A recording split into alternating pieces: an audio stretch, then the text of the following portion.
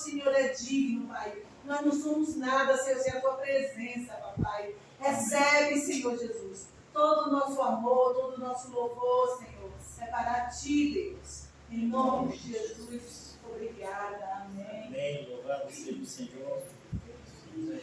A graça e a paz que o Senhor abençoe a todos vocês. Amém. Hoje nós vamos falar um pouco a respeito do capítulo 6 do Evangelho de Mateus. É um capítulo simples, de fácil entendimento, que nos traz a lembrança de muitas situações que nós vivemos na nossa vida e nos orienta e nos instrui como deva ser o nosso proceder em cada uma dessas situações. Na verdade, esse capítulo ele é dividido em 7 fases. E cada uma dessas fases traz uma notícia, traz uma referência a uma forma como nós devemos proceder com relação a ações da nossa vida. Quando nós vemos como primeira fase, nos versos de 1 a 4, nos ensina como viver no reino de Deus e fazer o bem. A segunda fase, que é dos versos de 5 ao 15, nos diz como deve ser o nosso procedimento e como nós devemos adotar esse procedimento em oração. Nos versos 16 a 18, nos ensina como deva ser o jejum. Dos versos 22 e 23, fala com relação à luz do nosso corpo. O que é a luz do nosso corpo? Como é que o nosso corpo é luz? Como é que o nosso corpo é iluminado?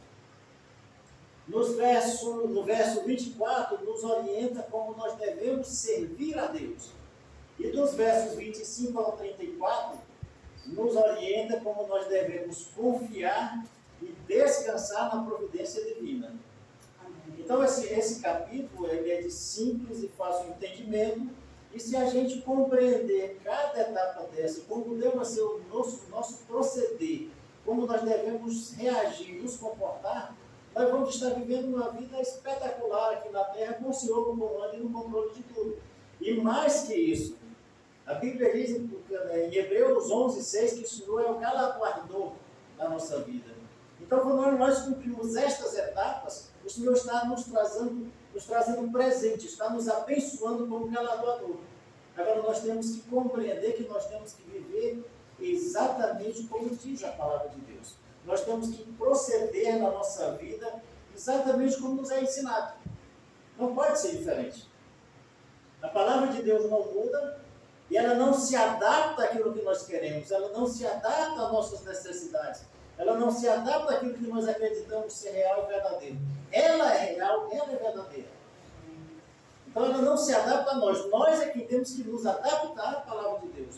Nós é quem temos que modificar a nossa forma de ver as coisas do mundo, de ver como a palavra de Deus nos orienta. Compete a cada um de nós. Para que nós tenhamos uma vida e um procedimento de viver agradável a Deus, nós temos que cumprir a palavra de Deus. E é simples. Nós aqui temos que tomar essas atitudes. Em Mateus 6, de 1 a 4, está escrito o seguinte: guardai-vos de fazer a vossa esmola diante dos homens, para serdes vistos por eles.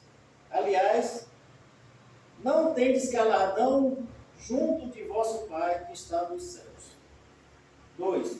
Quando, pois, deres esmola, não faça tocar trombeta diante de ti, como fazem os hipócritas nas sinagogas e nas ruas, para serem glorificados pelos homens. Em verdade vos digo que já tem o seu galardão. 3.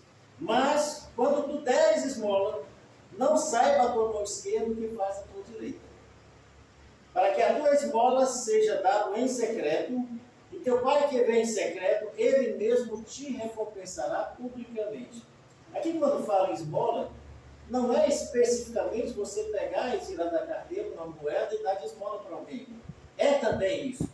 Mas é o fato de que quando você faz alguma coisa por alguém, quando você faz o bem para a vida de alguém, quando você ajuda alguma pessoa que está com necessidade, não precisa fazer a propagação desse bem. Não precisa bater selfie, não precisa divulgar nas redes sociais, não precisa estar dizendo para ninguém que fez. E nem para a própria pessoa: olha, eu fiz esse bem para ti. O que Deus está está dizendo é, faça para que a tua mão esquerda não veja o que a tua direita fez. Faça para que ninguém saiba o que você faz. Porque quando você está fazendo pelo seu próximo bem para a vida dele, você está fazendo para Deus. Quando você está ajudando aquele que necessita, você está fazendo para Deus. E Deus está dizendo, quando você faz, e divulga, e propaga, e fala, e deixa que as pessoas saibam por que você está fazendo, para acharem que você é uma pessoa boa, que você é uma pessoa caridosa, que você é uma pessoa que faz o bem, você já está recebendo o galardão do homem, já está recebendo a glória do homem, já está recebendo o favor do homem, o reconhecimento do homem que você é uma pessoa boa. Mas não vai receber de Deus. Porque isso não é agradável ao Senhor. E quando você faz e não divulga, não propaga, e muitas vezes você consegue fazer o bem para alguém, sem que a própria pessoa saiba o que você fez. Aí Deus diz que Ele traz um galardão, Ele traz uma coroa para a sua vida, Ele diz que publicamente Ele recompensa a sua vida. Ou seja, você faz no oculto, você faz no secreto, mas Deus que está no céu, Ele está vendo. E porque você cumpriu esse propósito, conforme Deus orienta que seja feito, Ele publicamente te recompensará. Ou seja, Ele traz para a sua vida um galardão, um presente tão maravilhosamente grande, que todos que estão à sua volta vão ver. Todos vão reconhecer o Deus da tua vida.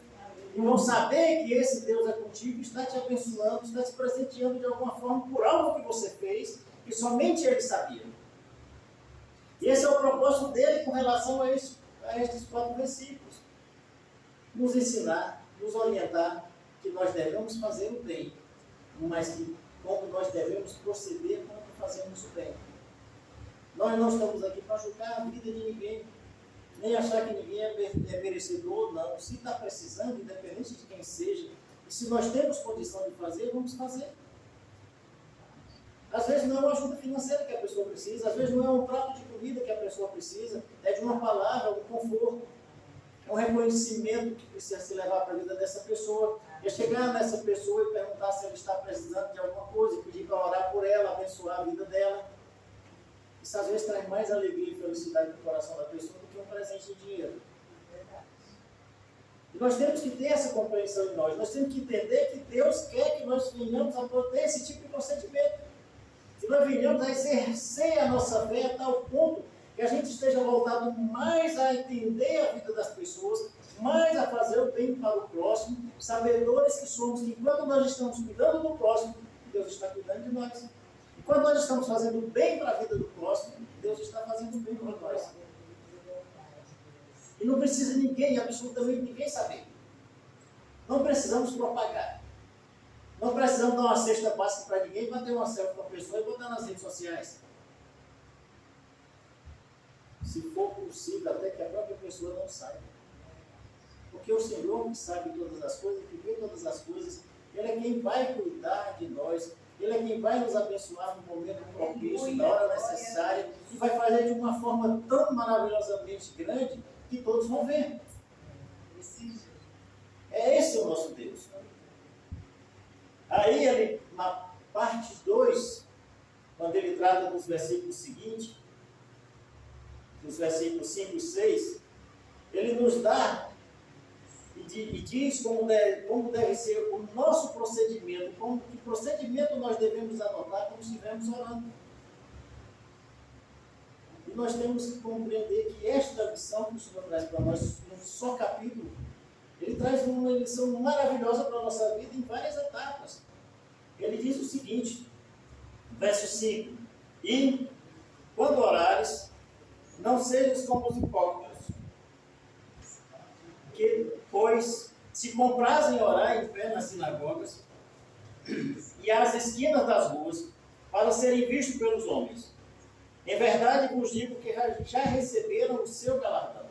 Mas tu, quando orares, entra no teu aposento e, fechando a tua porta, ora a teu Pai que está em secreto, e teu Pai, que vê em secreto, te recompensará publicamente. A atitude de oração nossa tem que ser uma conversa, um diálogo com Deus. Tem que ser uma forma que nós possamos estar, no particular, conversando com Deus, independente da comunidade que estejamos inseridos. Independente se estamos numa reunião da igreja ou não. É um anelo, uma participação nossa com Deus no diálogo. É algo particular. Até a nossa oração intercessória ela é colocada diante de Deus dessa forma. E não precisa haver uma divulgação, as pessoas não precisam saber que eu estou orando, por que eu estou orando, por que eu estou orando, por qual motivo eu estou intercedendo, a não ser que alguém venha até mim e peça para fazer isso. Porque se eu intercedo em favor da vida de alguém, eu intercedo, ponto final. Se a pessoa diz e chega, pastor Irapuã, o irmão Cláudio, a irmã Helena, eu estou passando uma dificuldade, um problema, eu preciso de oração. A pessoa não precisa nem dizer qual é a dificuldade, qual é o problema, porque Deus sabe. É colocar diante de Deus a vida da pessoa que veio me pedir a oração, colocar diante de Deus o propósito que a pessoa tem, que somente Deus e ela estão sabendo, mas que como Deus sabe, Ele pode agir, Ele pode interceder, pode interferir nessa causa. E pronto. Não precisa de propagação. As pessoas não precisam saber que nós estamos orando, por quem nós estamos orando, quais são os propósitos das nossas orações. E você observa que em todas essas etapas, o Senhor diz que quando nós procedemos da forma como Ele instrui na palavra dEle, Ele diz o seguinte: você está em secreto me buscando, você está em secreto me procurando, você está em secreto entrando na minha presença, sem que ninguém saiba o porquê, sem que ninguém saiba o motivo, sem precisar nenhum tipo de divulgação, nem propagação, mas eu vou te recompensar publicamente.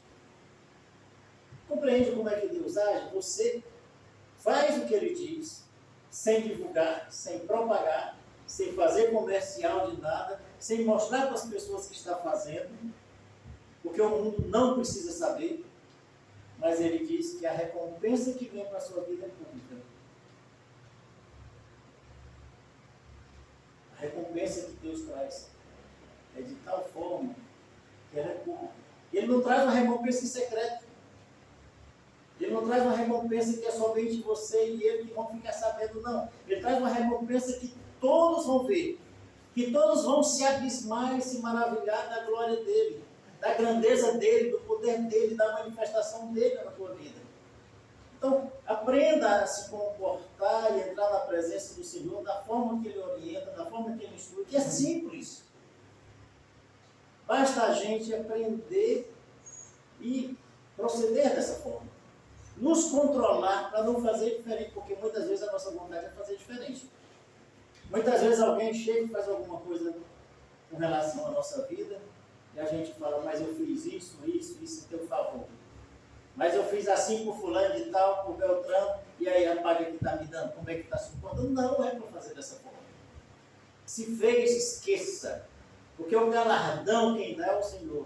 O presente da sua vida quem dá é o Senhor. Se você cobrar, se você falar, se você divulgar, você vai receber a glória do homem, mas não vai receber a glória de Deus. E o que é melhor para a nossa vida? A glória de Deus. Então nós temos que aprender a ter esse tipo de comportamento. E ele diz no verso 7 e no verso 8, e orando não useis de vãs repetições como os gentios, que pensam que por muito falarem serão ouvidos. Não vos assemelheis, pois, a eles, porque vosso Pai sabe o que vos é necessário antes de vós lhe pedires. Ele está dizendo, não fique com vãs repetições, não use a mesma prática dos gentios, que usam rezas, que usam qualquer forma que seja, e começam a fazer vãs repetições, e muitas palavras, e muitas situações, colocando floreados nas orações, porque Deus diz, não precisa disso. Eu sei o que tu precisa, eu sei o que tu necessita, então você precisa na oração só me falar a respeito disso. Não precisa de outra coisa.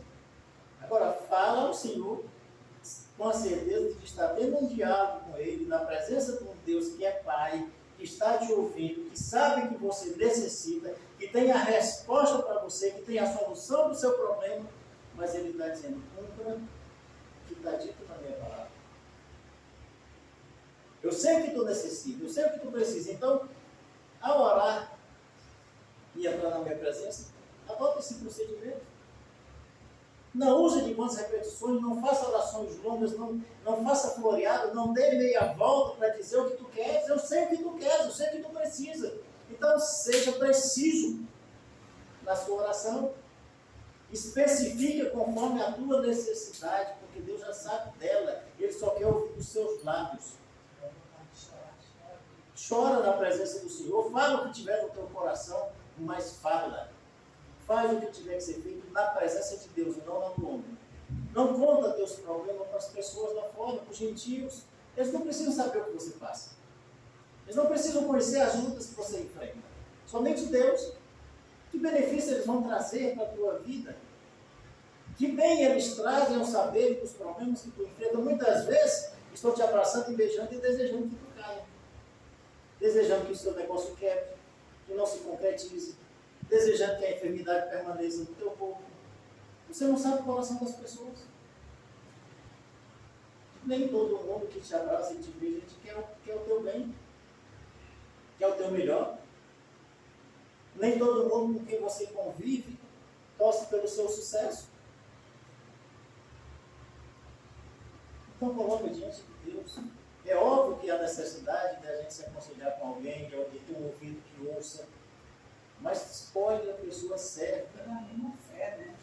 Escolhe a pessoa com princípios bíblicos, com princípios da palavra de Deus que você tem, com seus mesmos princípios de fé, com a sua mesma crença. Pessoa que você conhece a sua vida cristã. Pessoa que você já tem exemplificado de que ela realmente tem um comportamento cristão na vida dela. Porque mesmo pessoas que estão dentro da igreja, a gente sabe que não tem comportamento cristão. Então, com essas pessoas, nós não temos que nos aconselhar. É necessário que também a gente possa desabafar para alguém. Mas até esse alguém nós temos que saber escolher. Aí no verso 9, do verso 9 ao verso 15, ele diz o seguinte: portanto vós orareis assim: Pai nosso que estás no céu, santificado seja o teu nome. Venha o teu reino. Seja feita a tua vontade, assim na terra como no céu. O pão nosso de cada dia nos dá hoje. Perdoa-nos as nossas dívidas ou as nossas ofensas, assim como nós já perdoamos aos nossos devedores.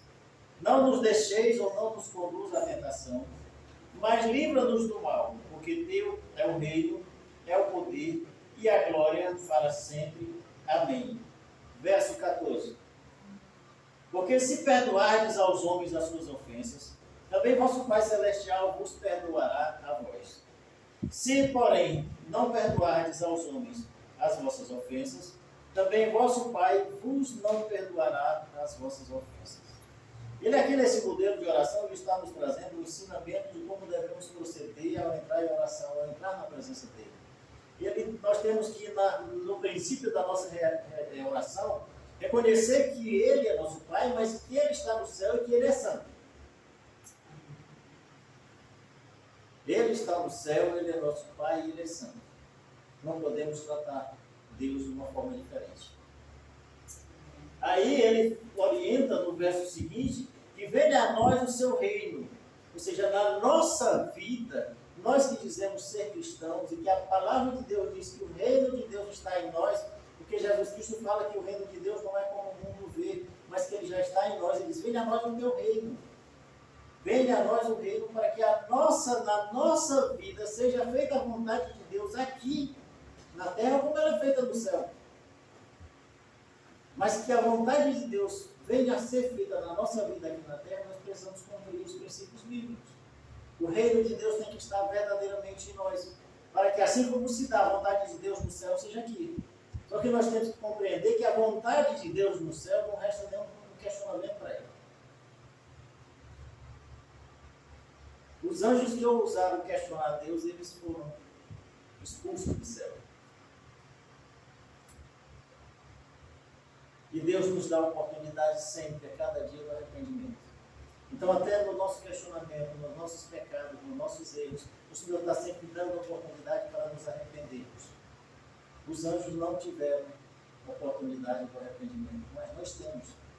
Então, para que o reino de Deus esteja em nós, nós temos que estar nos arrependendo constantemente.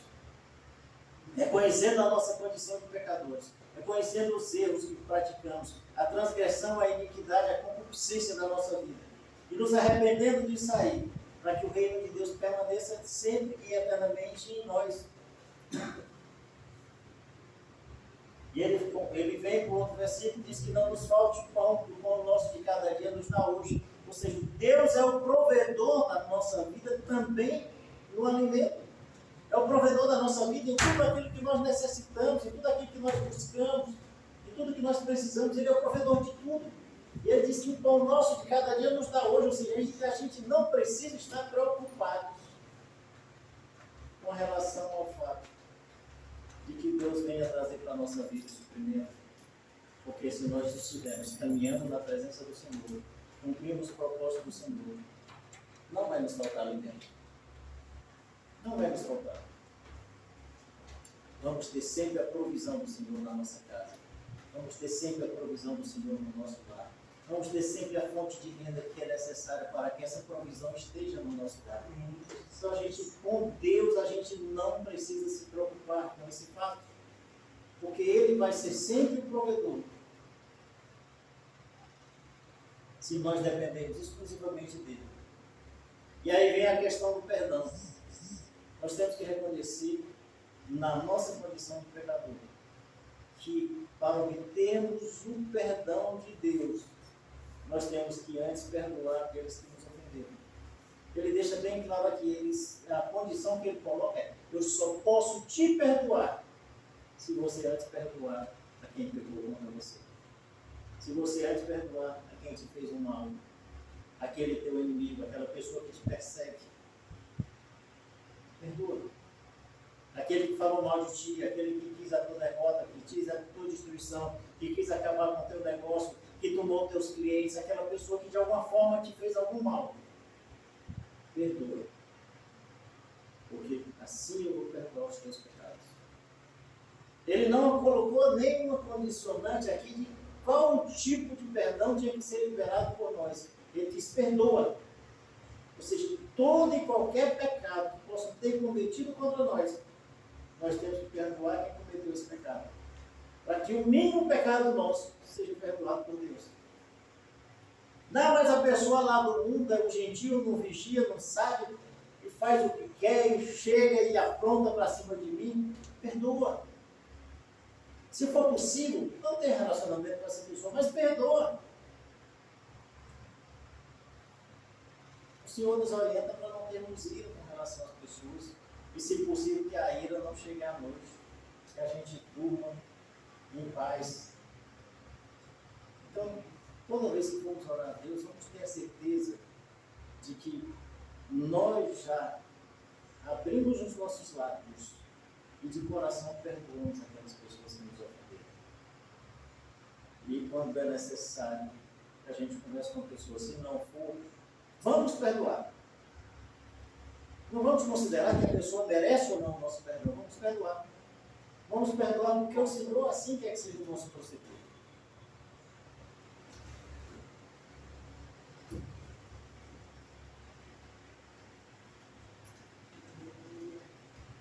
Aí ele nos orienta e nos exorta quanto ao fato de não sermos conduzidos ou que não venhamos a cair em tentação. A tentação vem sobre a nossa vida constantemente, todos os dias, de várias formas. Nós é quem temos que ter em nós a força buscada do Senhor para resistir à tentação. A prova é o Senhor quem coloca na nossa vida, a tentação não. A tentação ela vem para a nossa carne, de várias formas, de várias maneiras. E nós temos que aprender a resistir à tentação, buscar força no Senhor, fortalecer o Espírito que habita em nós, para que essa tentação não venha prevalecer na nossa vida, não venha tomar conta da nossa carne, não vá nos levar à morte do pecado. Perdoar é uma condição, e Deus não abre mão dela. Então nós temos que perdoar, para que possamos ser perdoados pelo Senhor.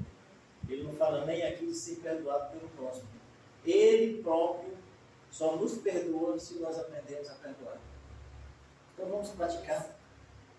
Versos 16, 17 e 18, ele diz o seguinte: e quando jejuardes, não vos mostreis contristados como os hipócritas, porque desfiguram seus rostos, para que aos homens pareça que jejuam. Em verdade vos digo que já receberam o seu galardão. Tu, porém, quando jejuares, unge a tua cabeça e lava o teu rosto, para que não pareça aos homens que jejuas, mas a teu Pai que está em secreto, e teu Pai que vem em secreto te recompensará publicamente. Aqui mais uma vez, a orientação do Senhor é que no jejum, quer seja uma atitude individual, quer seja uma atitude coletiva, o gentio, o mundo, não precisa saber que nós estamos jejuando. Não precisamos ficar com o rosto entristecido, não precisamos trazer à nossa feição uma condição qualquer que seja que nós estamos em jejum. Não precisamos divulgar que estamos em jejum. O mundo não precisa saber que estamos jejuando, nem a causa pela qual estamos jejuando. Somente Deus. E ele diz que, ao fazermos isso em secreto, ele recebe e ele nos recompensa publicamente. Ou seja, o motivo do jejum, a causa pela qual nós temos jejuado, que somente o Senhor tem conhecimento, somente Ele sabe, que nós não demonstramos ao mundo, que nós não falamos para os gentios, que o mundo não percebeu, que o gentio não sabia, mas que Deus sabia, Ele vai trazer a resposta pública.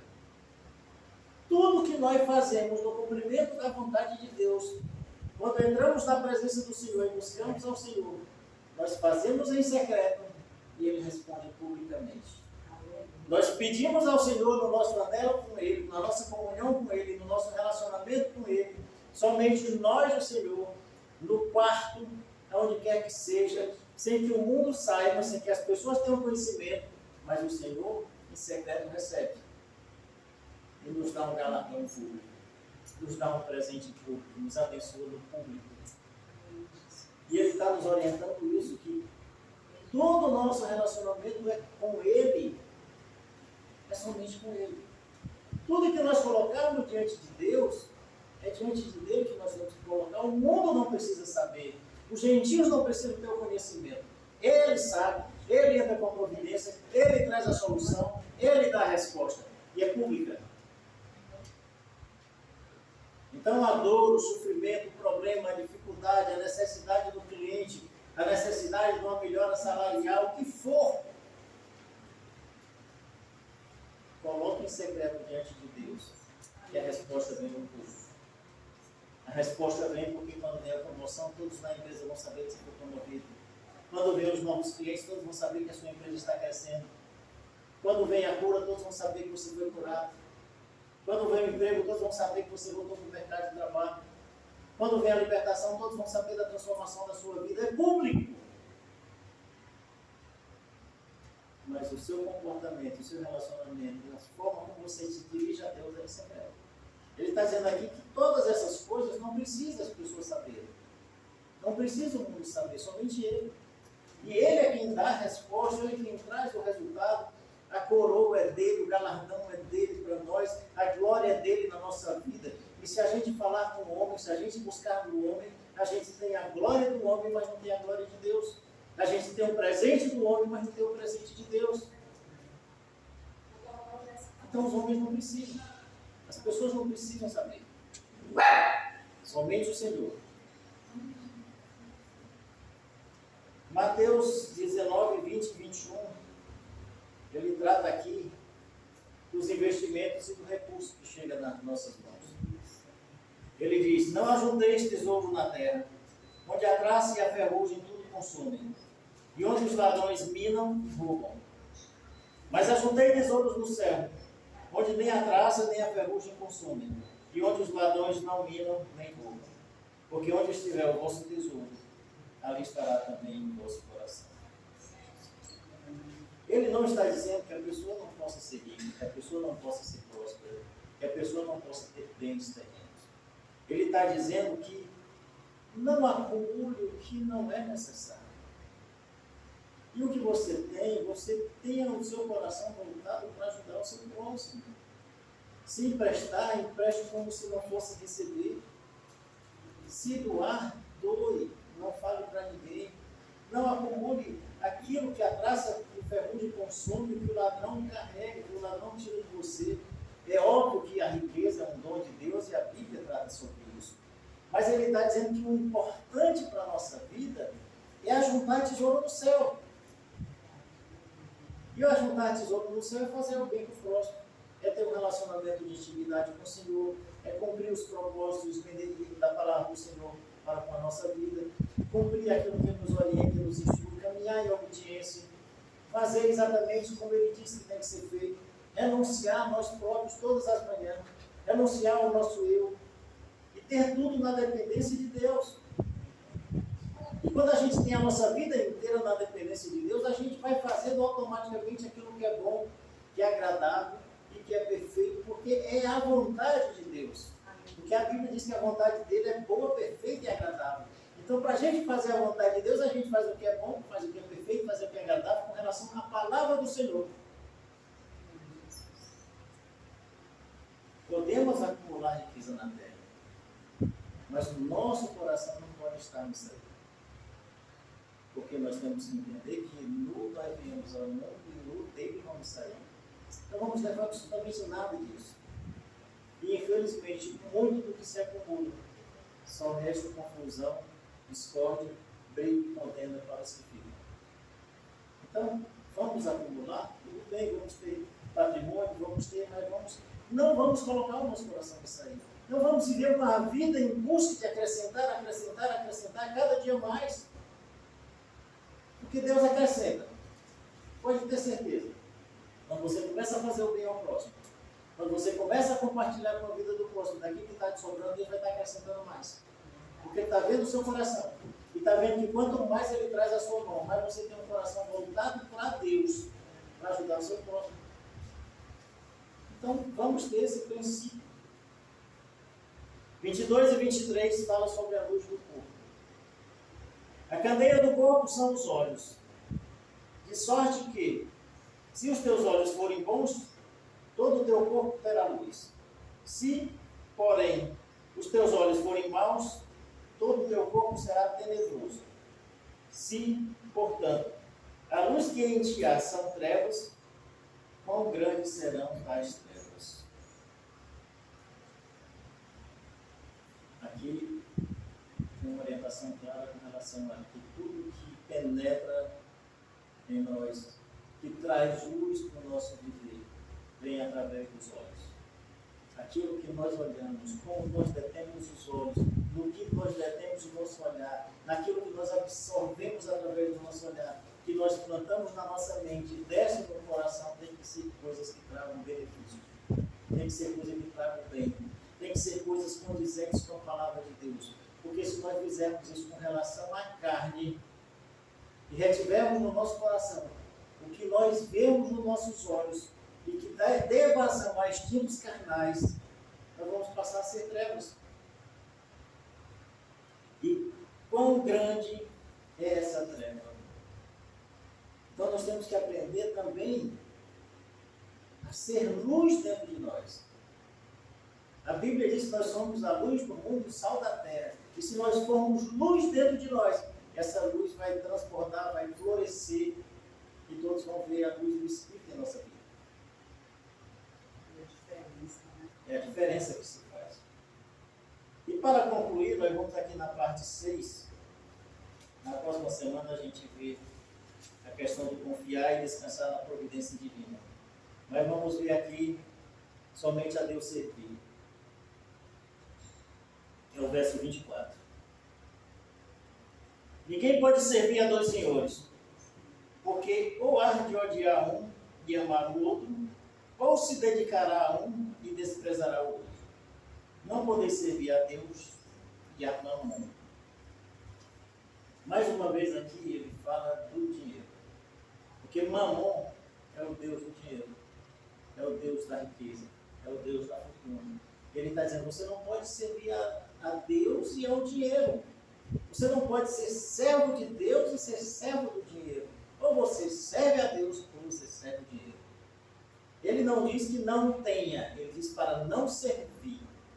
O dinheiro, o bem, o patrimônio terreno, ele existe para que ele nos sirva, para que ele esteja à nossa disposição, para nós darmos o uso a ele conforme o Senhor nos orienta e nos instrui. E não o contrário, ele nos aprisionar para que nós façamos somente o que o dinheiro quer que seja feito, que é guardar, acumular, sermos avarentos, miseráveis.